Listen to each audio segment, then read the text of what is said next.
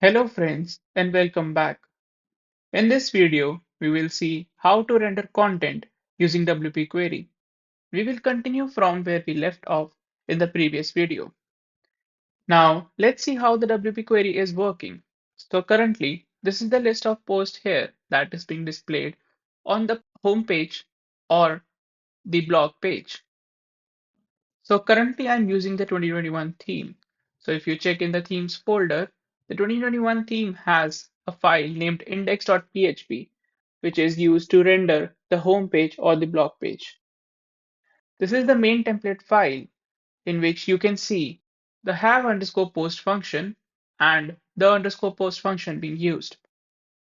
If by the time you are watching this video, you haven't learned about theme development yet, you can easily learn it from the WordPress theme development handbook, as well as our later videos. For now, let's focus on the have underscore post function. This function will check if there are any posts found by WordPress while loading the blog archive page or the home page. If posts are available, then the while loop will continue executing until all the posts have been processed. So if you check the have underscore post function, then you can see that it is firstly checking for the global variable. If it is set, then only it will continue execution. After that, it is calling the have underscore post function of the WP query class. I will navigate to the WP query class and search for the have underscore post function. You can see that here we are using the current underscore post variable and checking if the current post plus 1 is less than the post count, which is usually 10. Essentially, it performs a check, and if there is a post available, it will return true. By default, the current post variable is set to 0. So 0 plus 1 is equal to 1, and that is less than the post count, which is by default 10. This means there is a post available to display.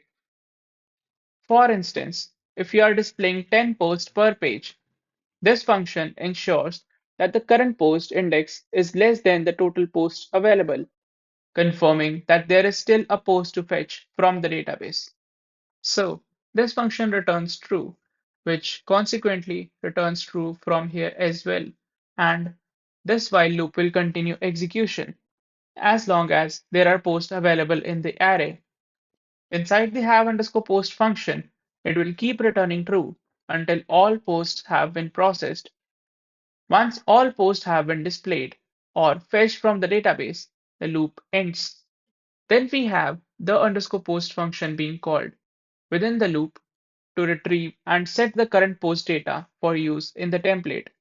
So if we check the underscore post function, then we can see it checks for the WP query global variable. And if it is set, then it calls the underscore post function of the WP query class. If you go to this method, you can observe how it works. Before that, there is one important detail that I have to mention, which is that in the have post function, we have called doActionRefArray on the loop end action. For instance, when the loop ends, it triggers the loop end action. Similarly, if there are no posts found, then it will trigger the loop no results action. These hooks can be very useful during development if you want to achieve specific functionality during or after looping through posts in template. This is a very important point to note. Now, moving to the post function, you can notice that this function uses the global $post variable. Whenever the underscore post function is called, it fetches the next post from the array of posts and assigns it to the global $post variable. It then sets the post data using the setup underscore post data function. Additionally, it ensures that the in the loop property is set to true, indicating that the function is currently executing within a loop. These processes involve behind the scenes operations, which you can explore further after this video. Another point to note is that a specific action is being triggered when the current post is -1. This happens because array indexing in PHP starts at 0, and by default, before the loop begins, the current post property is initialized to -1. As the loop progresses, the current post property is incremented, and posts are retrieved sequentially based on their respective index in the post array. And because array indexing starts from 0, the initial value of current post is set to -1. By default, before the loop begins, the current post property remains -1. When the loop starts, the next underscore post function is called. And if you examine this function, then you can see that it increments the value of the current post variable. That is, the value of the current post is incremented from -1 to 0. And then it retrieves the post present at the 0th index and assigns it to the post variable. So on the front end, we can observe that the post property contains an array of all individual posts fetched from the database. The post at the current index is set as the value of the post global variable, and then it is returned.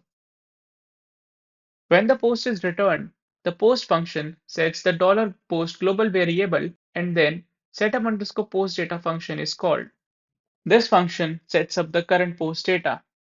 It involves fetching the post using the get underscore post function and performing several actions such as setting various properties and also triggering the underscore post action. If you want to perform any custom functionality, you can use the underscore post action hook. After setting up the data, the function returns true. This process prepares the data for the template paths. For instance, when rendering the title or other content using template tags, the content.php file located at the template paths/content/content is executed. Let's open this file. So in template paths, inside content, we have content.php. This file will be executed and it will add all the necessary article tags. Here you can see that we have used the isSingular function. Based on this condition, if the page is singular, it will call the h1 tag, and if it is not singular, then it will call the h2 tag. The same template is used to render the content on the blog archive page and the single post page. However, on the single post page, we use the h1 tag for the post title, while on archive pages, we use h2. This is achieved using the conditional tags that we have, and this approach is very helpful. As developers, it's important to understand how conditional tags work, how they check the properties of the WP Query object, and how these properties are set by WP Query based on the URL structure. Then it uses the underscore content template tag. These are template tags we can call, and you will notice that we are not passing any ID or specific arguments. This works because when you call the title, it fetches the title, and if the title does not exist in the current $post variable, it retrieves it from the global $post variable. That's why it works seamlessly. In the WP query class, if you search for the underscore post function, then you can see that we are setting up the global $post variable. If template tags like the underscore title, get the title, the content, or get the content are called without passing any arguments of the post, they rely on the global $post variable. This is why in index.php or in the content file, we don't have to explicitly pass any post data. During the loop, the current post is already set to the global $post variable. The template tags automatically retrieve the data from the global $post variable. This is how the have post function also works. The underscore post function continues executing in the loop. The have post function keeps checking whether the current post value is equal to total number of posts found, that is the post count. If both are same, the loop ends and the code following the loop continues execution. This is how loops operate. we have discussed the role of global WP query object in this process. What if we are executing a custom WP query? How does that work? So if you look at this page, then it shows that a standard loop is using WP query class with some arguments. You can create a custom WP query object with the given arguments, such as whatever parameters you want to pass. Then you can call the methods like have underscore post or the underscore post on that custom query object. These methods will work the same way as they do in the standard loop. You can use conditional tags to fetch data, but in the end, you must restore the original post data. Why is this necessary? Because within the same request, WordPress has already created and executed global WP query object, which uses the global $post variable for the standard loop.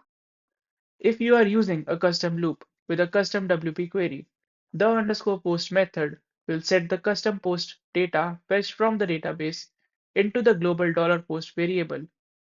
If you do not reset the post data after your custom loop, the $post value modified by your custom query will persist. This can cause issues because subsequent parts of your theme or plugins may rely on the original $post value from the global WP query. To prevent such problems, always ensure that you restore the original post data after using a custom query. I have encountered these issues before, where you use the standard loop with a custom WP query, and it modifies the global $post variable using the underscore post function. However, later in the execution, you realize that you are not getting the actual current post data fetched or the one set by WordPress. This is why it's essential to call WP reset post data to restore the original post data. To avoid such issues, there is another approach that I personally prefer. For example, what I have done here is I have modified this approach slightly. Instead of relying on global $post variable, I have checked explicitly if the post property of the custom query object is not empty and if it is an array. This ensures we only process the valid data. So let's say we have the post property from our custom query. If it contains posts, I will use a do while loop, a while loop, or even a for loop to process the post. For this example, I have used a for each loop. I have copied the code snippet from the WP query documentation and adjusted it to use a custom variable. For instance, instead of directly using the global $post variable, which can sometimes cause conflicts, I have used a custom variable for clarity. This avoids confusion and prevents potential overrides. Here's how it works. I have iterated through the posts array using a custom variable such as $post object instead of the standard $post variable. This approach is better because $post can conflict with the global variable. Using a custom variable eliminates ambiguity and ensures your code is clean and robust. Now, with the post object, you can pass it directly to the functions like get the title. For example, I have replaced the global reference and passed post object to this function, which will return the desired result. I'll also clean up unnecessary data and output the title using the echo command. This way, the process is streamlined, avoids global conflicts, and ensures clarity in your code. So, let's quickly recap. I'm checking whether we have a post variable or not. If it exists, I simply echo it and use die function to stop the execution. If the $post variable is not empty and is an array, it will proceed into the loop. Here, I'm also passing some arguments initially, that is, the post type should be movie. So let's assume we want to display the two movie post. So I've specified the movie post type in the arguments array. After passing the arguments, it will display the titles of the movie post. So if I go in the front end and refresh my page, I see the titles KGF Chapter 2 and push further rise here. Using this approach, you can manage the loop directly without relying on the underscore post or have post or anything similar. Instead, you can use the post property of the query object and call get the title for each post. However, please note that you cannot use the underscore title because it relies on the global $post variable and does not accept any post object or post argument. Instead, you should use get the title or get the content and provide the post object or your custom variable. This method avoids potential problems caused by modifying global variables. By not altering the global $post variable, you can safely manage your custom loop and achieve the same functionality as a standard loop. This approach is more robust and avoids conflicts. So, this is how you can handle looping safely. Additionally, we have also discussed conditional tags and how the request property works in WP query. The WP query contains the SQL queries generated by WordPress. You can further explore this by diving into the WP query class. For example, let me demonstrate how to pass a WP query here. So if we go to the WP query class and search for the construct, so whenever you create an object of the WP query class with arguments, it will call the WP query method. And this query method contains several functions which involve initialization and few other tasks, which you can go through in detail. So in this initialization function, you can see that the WP query unsets the current properties and initialize them appropriately. Now if you go back to the function again and check the query method, in this method we have get underscore post function, which will pass the query based on the arguments provided. This function constructs the query, and in the process, you can observe the pre-get-post action. Using this action, you can modify the WP query arguments. The pre-get-post action is particularly useful because it passes the object by reference. This means you can directly modify the object properties in your callback function. We will look at how to use the pre-get-post function. Additionally, there are several other processes happening with this function that you can review. Based on the arguments provided, the function also constructs a SQL query, which we can see right here. So you can see that we have the SQL queries that are generated by WordPress. Then if you scroll a bit more, you will be able to see that we have the WP date query. Here you can see the $var query, which is built based on the arguments passed. It will simply execute that query. Here we have multiple query classes such as WP date query, WP tax query, WP meta query, and WP user query. These query classes are used by WP query to handle different types of queries. For example, if you want to fetch user data, you can use the WP user query class. WP tax query and WP meta query are used to construct SQL queries based on the taxonomy or meta arguments you pass to WP query. You can explore these query classes to understand their functionalities.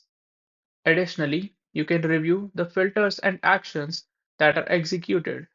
By analyzing how arguments are passed and how the SQL query is constructed, you can gain insights into how WP query executes SQL queries and fetches data.